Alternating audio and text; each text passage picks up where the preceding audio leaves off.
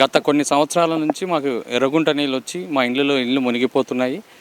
మరియు పాములు, తేళ్ళు అవన్నీ వచ్చి చాలా ఇబ్బంది గురవుతున్నాం. అట్లాగే ఈ వర్షాల వల్ల మాకు చిన్నపిల్లలు చాలా రోగాల బారిన పడుతున్నారు. ఈ సమస్య గురించి మేము గత ప్రభుత్వంలో పెద్దలకు తెలియజేసినాము. కలెక్టర్ గారికి చెప్పాము. ప్రజావాణిలో ఫిర్యాదులు ఇచ్చిన మున్సిపల్ కమిషనర్ గారు కూడా ఫిర్యాదు చేయడం.